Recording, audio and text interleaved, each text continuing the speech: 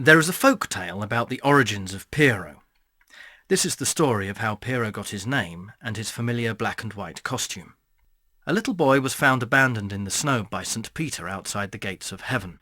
The snow turned into a suit of white clothing.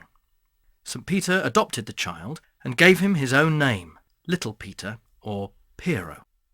Pierrot was forbidden from playing with any mortal children outside the gates of paradise. But he disobeyed, and where the mortal children touched him, his white suit showed black splodges. The character of Pierrot originates from Pedrolino in the Commedia dell'arte, or Italian comedy. He was a comic peasant character, or zanni, from which we get the English word zany. Traditionally, Pierrot's white costume is too big for him, with large, floppy sleeves, a ruff, and a white, powdered face.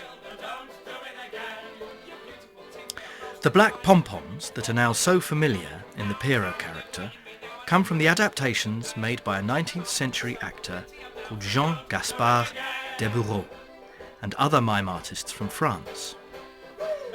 A Parisian mime show, L'Enfant Prodigue, was performed at the Prince of Wales Theatre in London in 1891, and it's believed that this was the inspiration for the first of the British seaside Pierrot troupes. The Italian and French Pierrot characters wore large-brimmed white felt hats, but the English Pierrots adopted the conical short-brimmed hats common in Victorian pantomime and circus clowns. The pure image of the Pierrot troupes was essential to their success.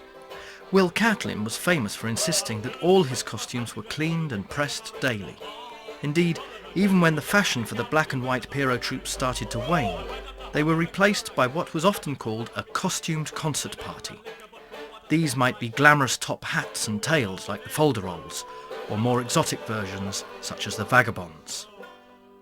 The monochrome costumes stand out beautifully against the blue-green-grey of the British sea and sky, and the fact that an entire troupe is dressed almost identically means there is a real sense of ensemble rather than the individualism so common in the music halls or variety theatres inland. Makeup has a very practical role in live performance, especially when language is less dominant. This means that emotions have to be expressed visually so that both characterization and actions are exaggerated. The makeup and flowing costume help accentuate the physical expression of Pierrot. Few Pierrot troupes have such strong makeup as the Pierrotters, although some, like Bridlington's Waterloo Pierrots, did apply more than most. Pierrot troupes replaced the so-called nigger minstrels.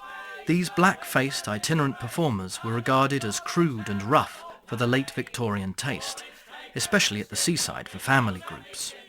Their makeup was traditionally made from burnt champagne corks, a finer density of cork making finer charcoal powder, which was then soaked overnight in water and applied with a brush or rag.